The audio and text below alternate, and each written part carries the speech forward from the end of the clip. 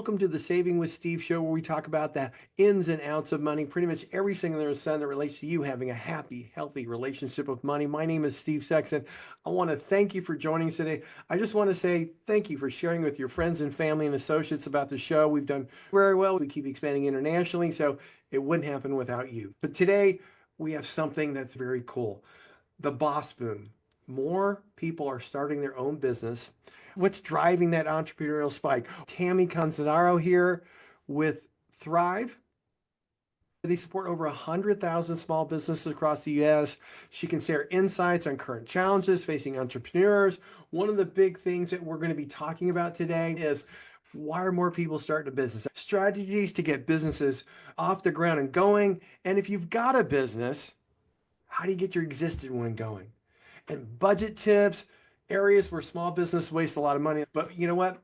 Let's talk about Tami a little bit. Now, what you don't know about Tami, besides being widely respected, she's held senior executive roles at some of the national most influential companies, such as IBM, eBay, Oracle, ForcePoint, Thryv. She's the chief marketing officer here at Thryv. She's responsible for propelling the company's SaaS revenue growth, reinforcing its position as a premier marketing, leading breakthrough marketing initiatives, and building traction for new technology. So with that, Tami, thank you for joining us today. Thank you. Yeah, one of the biggest things that everybody loves to hear about is, why'd you get started in this business? What got you going with all this? I do love marketing. I'm a career marketer. I've been in marketing for 20 years. And back when I worked at eBay, I used to get stopped all the time from small business owners saying, "Oh, can you help me with marketing? How can I get a shop on eBay? Do you understand SEO? How do I get found online?" It was wild thinking through, gosh, I know how much goes into marketing for these big enterprise companies.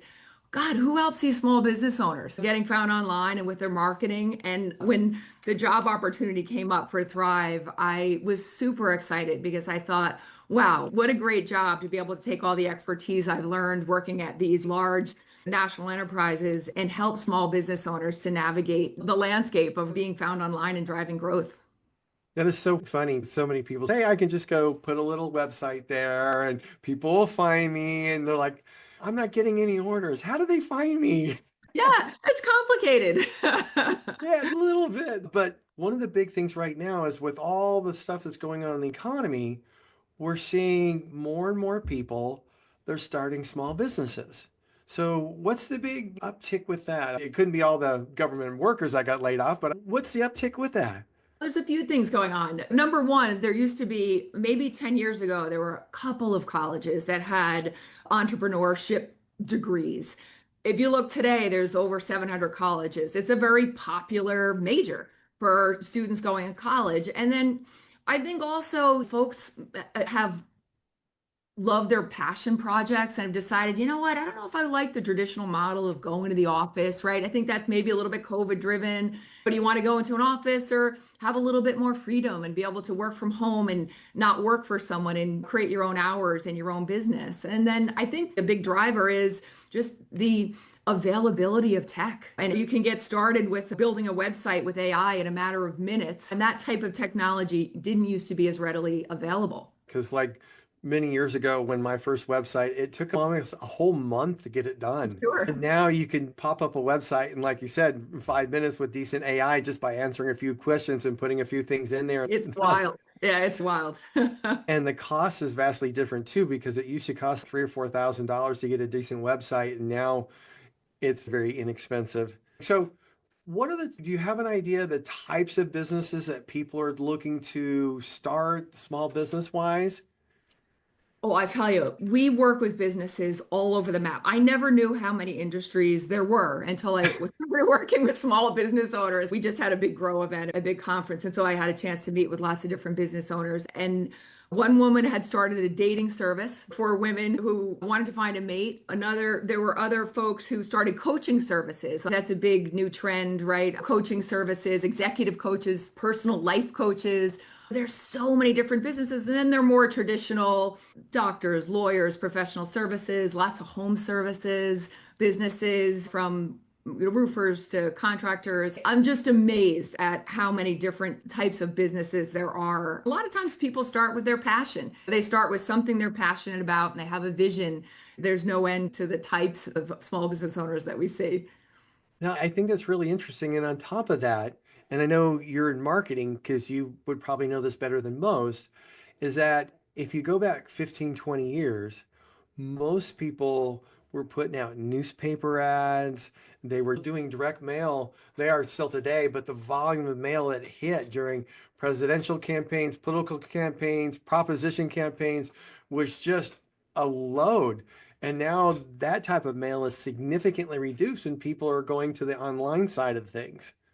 Very true. And now starting to use the AI, the LLMs or ChatGPT or whatever your favorite LLM is. And that's even changed a little bit more how to get found online and adds another, just a new element to the whole being found online paradigm. And on top of that, with small business owners, you see the whole AI piece where, you know what, we use AI to, like when COVID hit, AI was just coming out and we were trying to figure out how to use it. But we realized that, you know what, these people who left because they didn't want to come to the office and they moved, we were actually able to replace them by using things with AI. The bottom line gets better, the whole shot. And it's just very interesting what people can do now, especially if they're starting a business, they could use AI to, if they're done properly, to be an employee. Yeah, exactly. And I think the time is now. I think about 10% of small businesses are really using AI for marketing and to be found online. And when there are disruptions like this, especially in marketing, if you can be a first mover, you can really leverage AI to help you with your marketing and be found online. What is a first mover? Oh, meaning jump on it, be one of the first people to jump onto a trend. Oh, okay. So you're either starting or jumping onto the trend right at the beginning. You could be one of the first in, whether you're really great or so great, you can really create a business. That's the idea. And in marketing, there's always a cycle, right? If you think back to when you used to read your every email, or you used to answer your phone, or you knew everyone on LinkedIn, or you had your favorite brands that you really watched on social, not ads, like you looked at their social media feeds. And all of these, I kiddingly say marketers ruin everything. And so now if you're able to jump onto using AI to help you with your growth, now is the time before everybody figures it out. Oh, cool, cool. Hey, folks, stick with us. We're going to be right back with more Tami, and we're going to be talking about strategies to get new businesses off the ground. So stick with us. We'll be right back with more Saving with Steve. Hey, welcome back to the Saving with Steve show, where we talk about the ins and outs of money, everything under the sun relates to you having a happier, healthy relationship with money. I truly want to thank you for tuning in, letting your friends, family, and associates know. All the replays are available here on savingwithsteve.us. If you're enjoying the stories of helpful insight, information on Saving with Steve, I encourage you to subscribe to our YouTube channel. Never miss a show. Check out a few of our affiliates at UK Health Radio, BBS Radio, Talk Radio New York City, Talk Radio Las Vegas, E360 TV, AM/FM 247. All these networks are dedicated to empowering you to solve problems, uplift your spirit, and live a life of personal and financial freedom. So let's get back here with Tami. So Tami, let's start talking about somebody's brand new. They're like, you know what? I'm tired of working for the man or the woman, and I want to start my own business. Let's start talking about the strategies for getting a new business off the ground. What's the first step?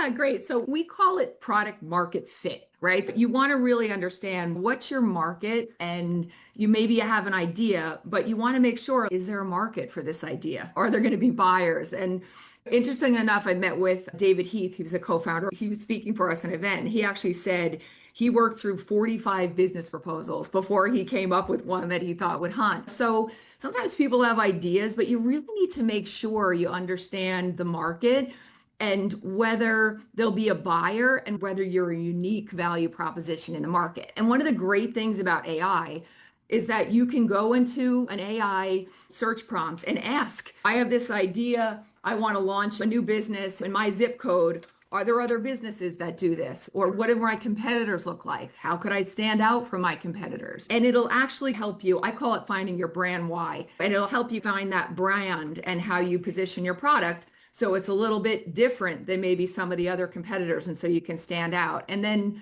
start small, test with your family, friends. I call it a beta. Go into kind of beta mode where you test and get feedback and do surveys and make sure before you start to scale that you really feel like folks are going to want to buy the product that you're selling and that it's competitive. Yeah, I was going to say it's very interesting. My wife's a very crafty person, and she put together what she call a boo box, which is a Halloween gift that goes to your son or daughter that might be away at college. And inside, you're putting in the fake spiders and all that kind of stuff, but candy and things that they need. And you're dressing up the inside and making it look very festive. So when they open it up, they get a surprise from mom. And you know what? She did it with what's called the National Charity League. And everybody's going, oh my God, this is a great business and all that stuff. And then when she started doing the research, she found out there's like 25 others. And many of the things that you want to put in there, the little pieces that you can buy, somebody's already either got a trademark or a patent to it. Everybody's like, I can make a lot of money, but I'm going to have to give it to them. There you go. And the funny thing is AI, as soon as it says, actually, there's a lot of companies that did the same thing. But then when she said, where do we get these things? It all came from the first or second one that started, like you said, the prime mover, the first mover in it. So it's interesting to realize that. Yeah, that's great. And then the beauty about AI is that you can really do a ton of research and really understand. You can even take that path, that down the path, right? And then ask AI, okay, I've built a website. Let's say you do have product market fit. You find a great product, you find the right fit, and then you can build your website with AI. And then you can ask AI, how can you improve my website to be found online? Which is pretty cool. And it will give you prescriptive details on what you need to do to your website and what you need to do to your business listing, which is really important to be found online. So basically what you're saying is, one, make sure you have a business that's going to hunt, so to speak. Two, you've got to be found. If nobody knows who you are, could be the best business in the world, but it's not worth anything until somebody says, I see you and I think you have a viable product, so I'm interested. Okay, Exactly. so once they get there, what's the next step? Then you want to test. You can do traditional, which is making sure that you're found in organic search. And that's around, it's some basic, especially in the world of AI, you need to make sure that you are listed, even in any local listings. Again, you can ask ChatGPT for my industry, help me with any local listings that I should make sure that I'm found in, and make sure you're have some content and keep your website fresh. That's really important for the engines. Another thing that's really important to be found online is to make sure everything is consistent. Your website and your social media feed and your listing and any other listings where you're found, your words are exactly the same, i.e. your brand positioning and what you sell is really ticked and tied and very clean, because the machines will be looking for that. I always love recommending Google. Google's very effective to spend some money on search, but I like social ads. They tend to be less competitive nationally, especially if you do them on a local scale. When you use Google, you're often paying against national brands, but social posting, TikTok, Meta, you can often compete at a local level for some reasonable dollars where you can test your website and see if you can drive eyeballs that way digitally. Okay, organic. Please get basic and simple for some of our people who are looking. Google has a whole algorithm of, how, if you notice when you go to Google, let's say you want to buy a watch, right? You'll see that there's sponsored listings, which are paid. And then there's the listings that come up in natural search. We work with our customers to help them get found online in search because it is fairly complex to be found, because what it takes is really making sure you're publishing regular content. You start to have folks that are coming naturally to your website as opposed to paying for eyeballs to come to your website. And over time, you need to find ways for folks to come to your website. Let's say you have a piece of content that you publish that's really great. If you're in the real estate business, you might publish, okay, here's the quarterly prices for our area. And if you put that document on your website, lots of people are going to start coming to your website to check out the local prices. Any type of content you can put on your website that naturally brings eyeballs back to them, your social media feed. If you regularly post content in your social media feed that people like, it could be content, let's say you're a landscaping business. You could say, okay, trends for landscaping, or here's tips to keep your garden looking great this summer. Whatever it is, that content that keeps eyeballs coming back, that helps you get naturally found as opposed to paying for eyeballs or Mhm. ads to come to your site. Okay. And then, you know what? Let's do a reality check for everybody who's paying somebody to go look at their site and then transact business with them. What's the reality check on that? You get 5,000 people to look at your ad.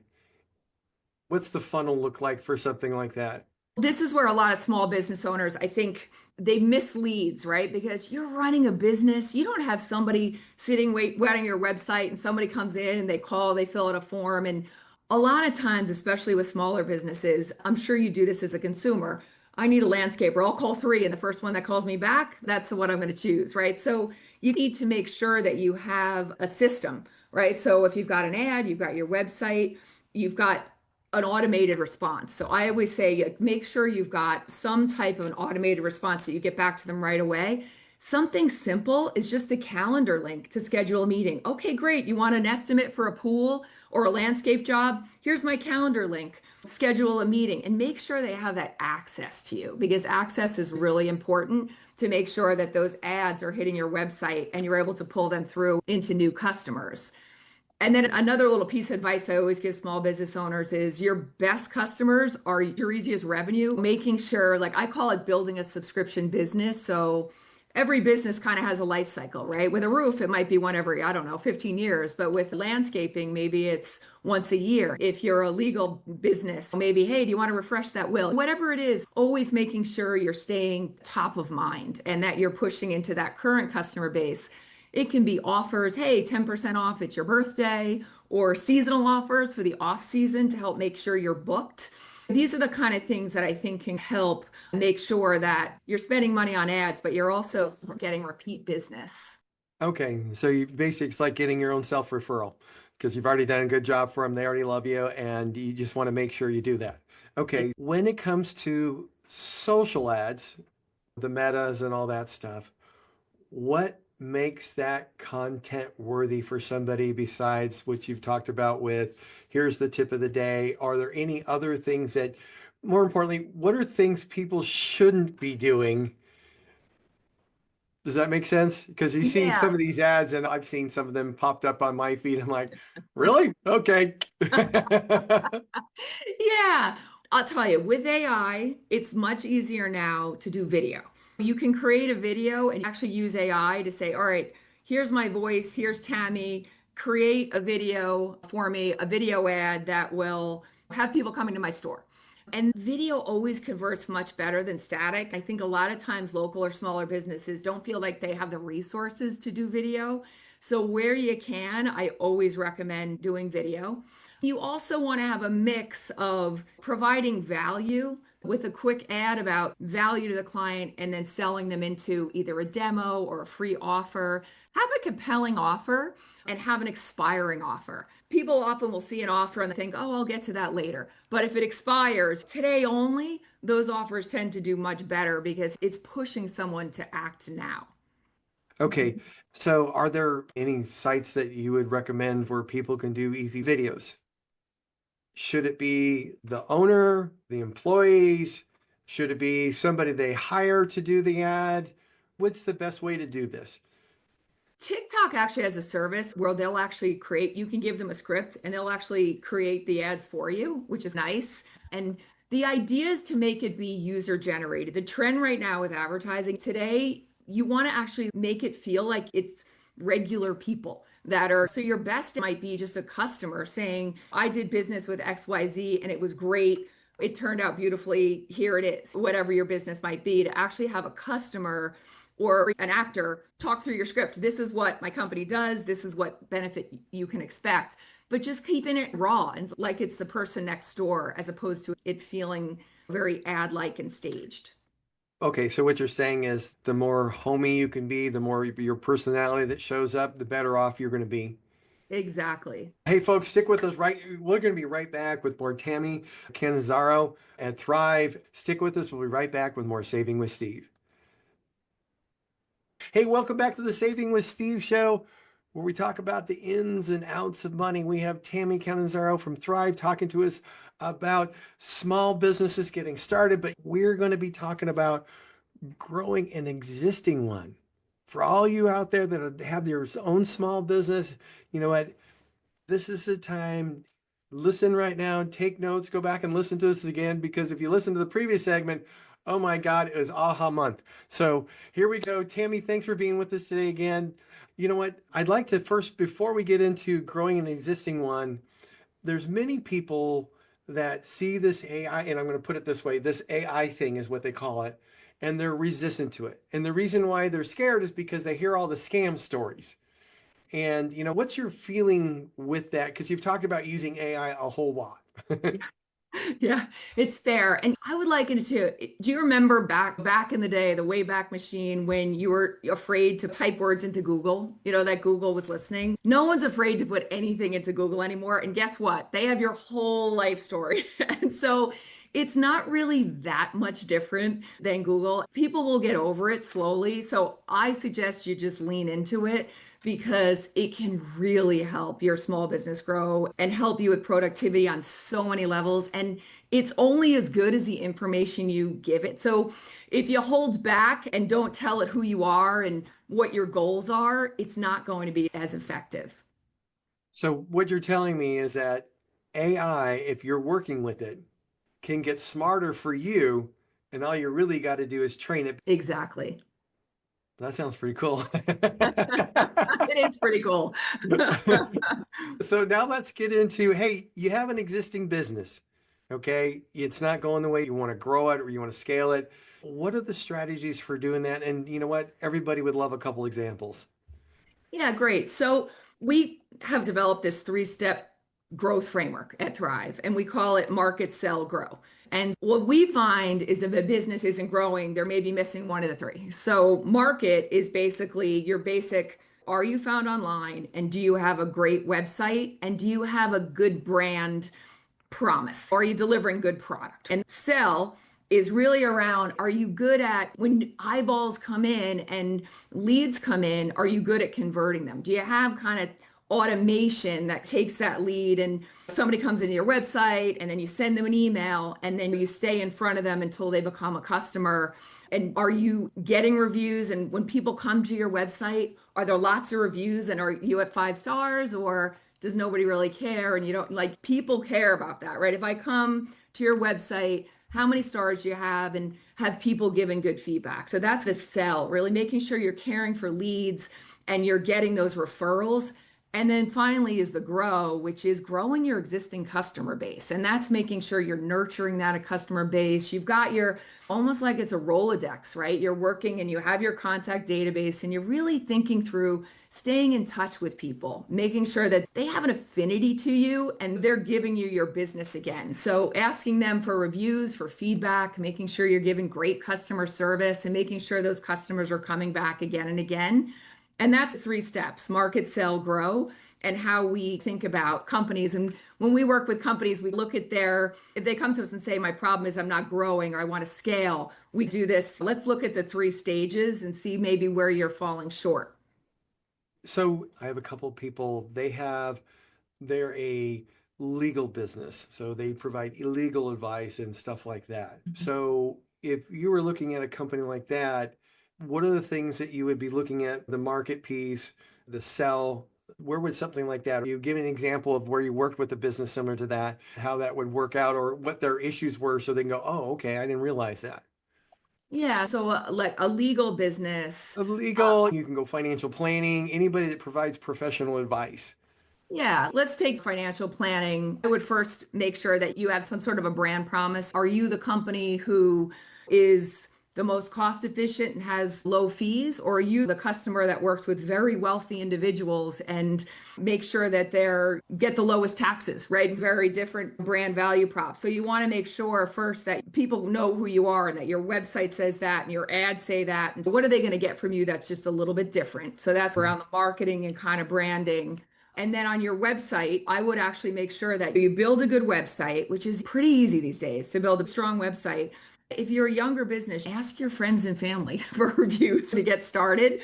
I would start with some basic social advertising and email marketing. Start with your contact list and think through, based on your brand promise, what your offer might be. Maybe it would be, we're going to do a free assessment, whether you're eligible for a trust or whether we can help you lower your taxes, whatever that might be, to bring them in. And then on the repeat business, again, you're going to go to all of your contact database and you're going to see if you can get them to come in. And often you just want to make it easy for them to come in. Give them something that's of value, but maybe not even of cost. We're doing a free seminar, or would you like to come in for a 15-minute assessment? Whatever it is that you're offering, something to pull them in. And that sort of starts this flywheel.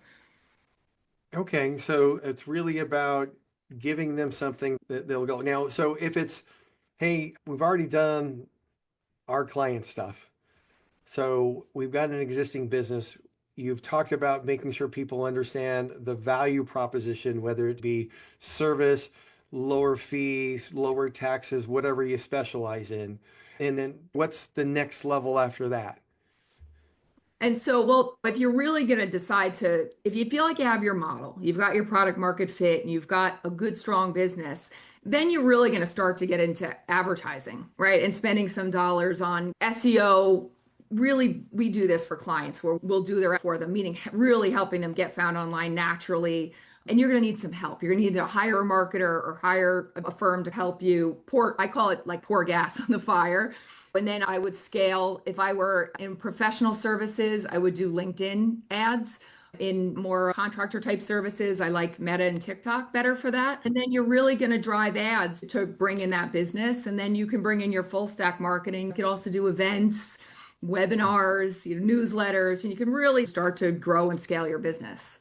Okay, and then here's a question. This is AI related now.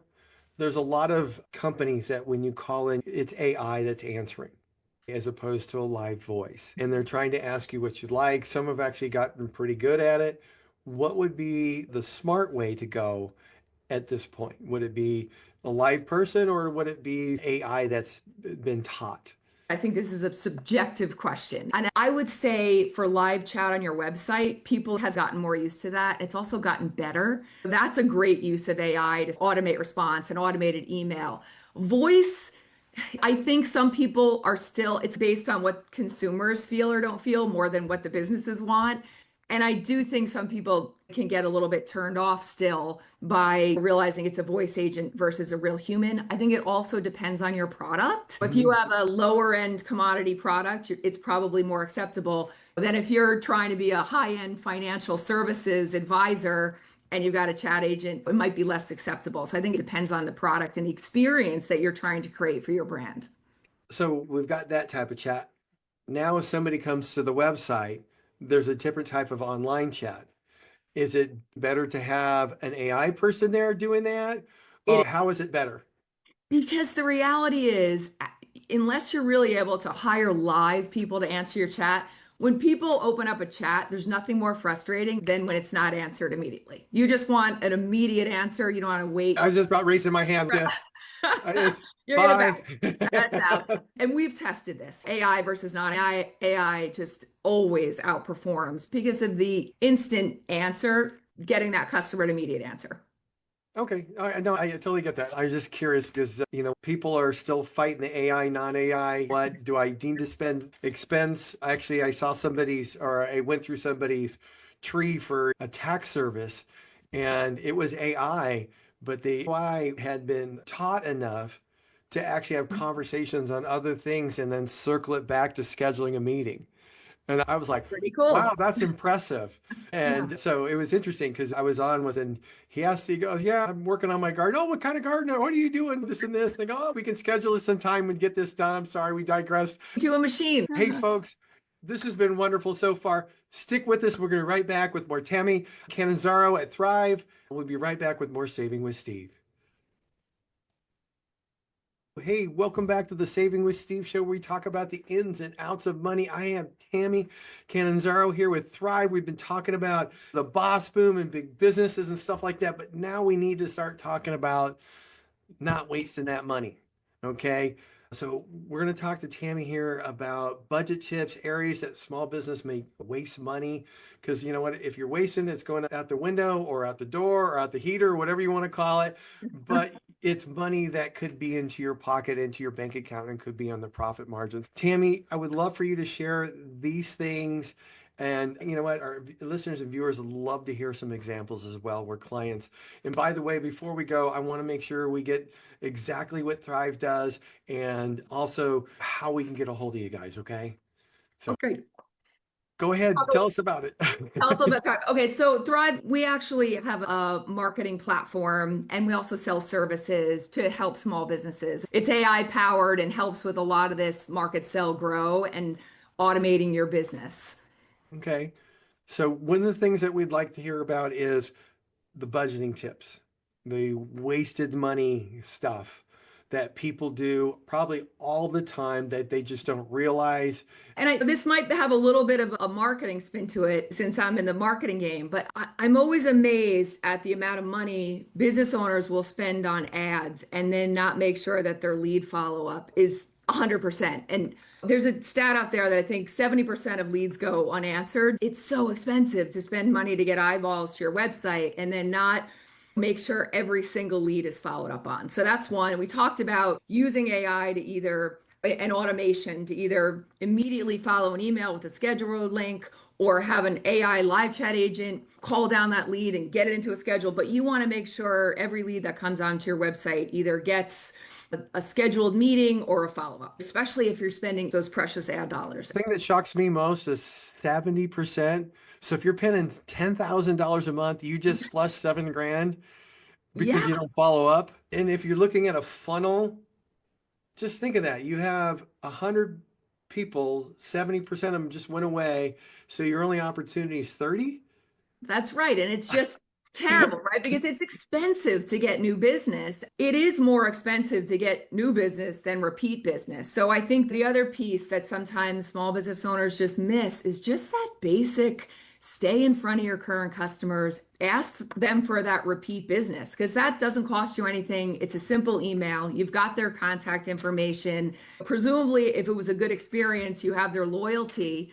And so it's your business to lose. And I like to do a little segmentation. So I recommend it doesn't have to be super sophisticated. Let's say you're a flower shop and you've got two major clients as a flower shop. You've got your men and your women, right? And they buy for different occasions, right? So you want to talk to them differently, right? You want to give them different offers. For your men, it's bringing them in on Valentine's Day. For your woman, maybe it's a bridal event or something. And you want to think through, or an example of the financial consultant, maybe you break it into your lower end clients who are concerned about retirement and your uber wealthy clients who want to make sure they hand as much money down or their businesses down to build generational wealth, right? So you want to talk to those two clients differently. And in almost every business segment, you can segment your current customers and talk to them in a more personal way and give them offers that will resonate. And I think that's a great way to drive new business in an efficient way.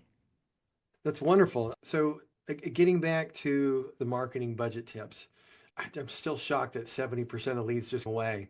And that's just nuts.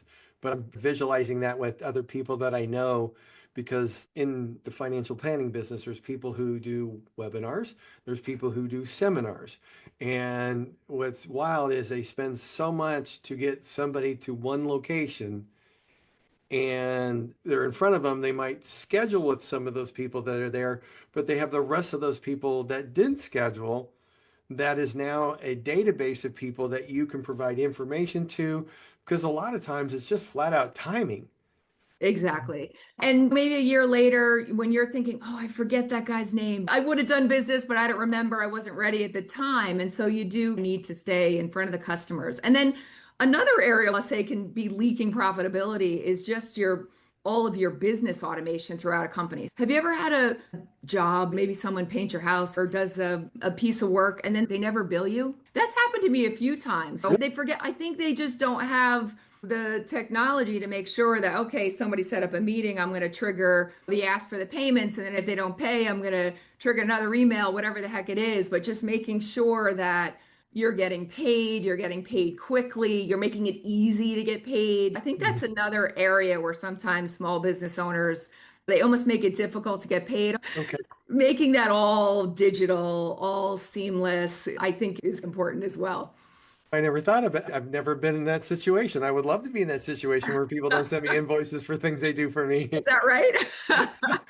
I've never been there, but yeah, sooner or later you got to have to pay. But I'm just shocked that would occur because, like, right now, we had a plumber over at the house, and it was like, "Here's my little machine. Put your credit card in. We'll get it done." I was like, "Oh, Yeah, okay."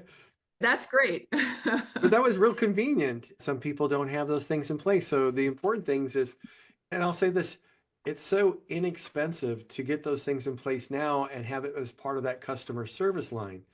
Because if you want repeat business, yeah, they might repeat if you didn't bill them.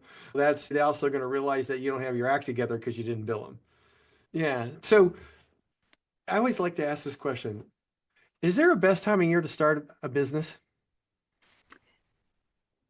I don't know. It's a great question. I think that would depend on the seasonality of your industry because these industries all have different seasons, whether it's tax season or landscaping season, depending upon what your business is. I think there are very seasonal elements to these businesses. It's funny, we actually sell into landscapers, and you would think they're too busy during the busy season to take a phone call.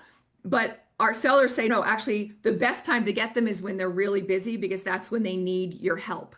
And so, what we've found is the best time to sell a product is actually when they're experiencing the pain point that you're, Okay. if that makes sense. If you got somebody and it's, hey, I don't have issues with this. This is all great. Why do I need you? And if you're the Band-Aid, if you're the stitches, I'm in. Taking any more clients. Or you're late. So now I actually understand that. So that's a good way to think about it. And the reason why I ask, there's some people say, you know what, things slow down during the summer. Things speed up during, if you take the financial planning business, the summer everybody takes off, so it's less busy. But the rest of the year, or like September to March, are pretty big periods of times. So I was just curious because some people say, you know what, I'm setting up a dating business. Should I start like Valentine's Day and do the cuffing season, which is November through January, that time thing before everybody breaks up with their boyfriend or girlfriend, all that stuff. And that's why I asked the question, just do all the figuring in advance. Because basically Yeah, what you told me is you need to really figure out what's going on, how you look at things. Is it going to be profitable before you even turn on the lights? that's right. And it builds a little bit of a business case. Before we get going, I want to thank Tammy for being on the show. Oh, great. So I'd love to hear from you. My email is tammy.cannizzaro@Thryv. Don't worry, ladies and gentlemen, we'll put her email online. And she's followed up. Tammy, I want to thank you so much for being on the show today. The ahas that came from this are just gigantic. And I know a lot of people will learn and realize, oh my God, this is what I should be doing different. And they'll probably reach out at you at Thryv there, Tammy. So thank you so much for being with us today. Thank you, Steve. Hey, folks, stick with us. We'll be right back with more Saving with Steve. Hey, welcome back to the Saving with Steve show, where we talk about the ins and outs of money, everything under the sun that relates to you having a happier, healthier relationship with money. I want to thank you for joining us. We had Tami Cannizzaro at Thryv. Again, that's Tami.Cannizzaro at Thryv if you want to get a hold of her. But right now, with gold hitting $4,500 an ounce, okay, it's just skyrocketing there. It's went up almost over 80% in the last year. People are going, wow. You got the markets, you got the whole AI thing. You got 41% of the markets was driven by basically five companies. Housing prices, Bitcoin's high. Okay. You've got the credit markets having some issues. We just saw it last week. We found out today that, you know what, car people are 30, 60, 90 days behind on their car loans, and repossessions are up significantly. You know what this tells us? Hey, things might not be on the best level here for the economy. So it's important to think about an exit plan. An exit plan is really not about timing. And I thought I'd share with you the exit plan we use with our clients and how to approach it. Now, picture a fire drill at work. Alarms sound, we follow a clear plan, and everybody exits calmly to a safe point. Rehearse approach to the movement Markets become volatile while you're living on investment income. Retirees who rely on investment income face a double risk. One, market downturn can erode principal just when you need to take withdrawals, like required minimum distributions. Withdrawal timing can amplify tax and income challenges. The goal isn't to chase every headline, but to protect your income stream and preserve your capital for the long term. So when we look at the plan and we just use a simple written plan with 3 parts. First, primary exit.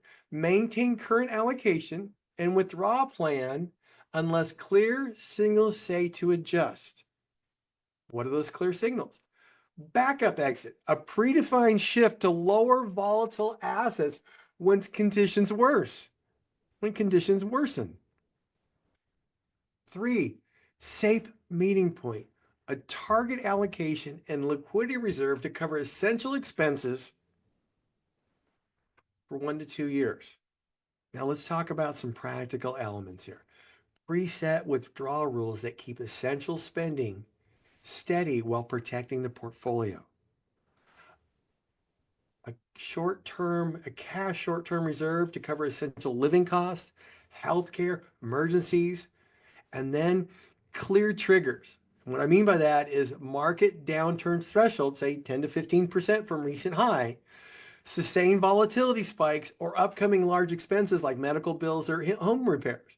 Now, the exit plan aims to keep income steady, reduce the risk of depleting principal, lessen the stress of everyday market swings, and the exit plan is about discipline, repeatable decisions rather than timing the market. I hope this helps you in formulating your own exit plan. It doesn't have to be complex. It should be simple and written. If you incorporate this, and you will separate yourself by endless miles from others in retirement. At the end of the day, you didn't build that nest egg to lose it. You built it to spend it or transition it to somebody you love or somebody you care about. Folks, with that, I want to thank you all for sharing us right here on Saving with Steve. I hope you have a wonderful week. Look forward to speaking with you and talking with you next time.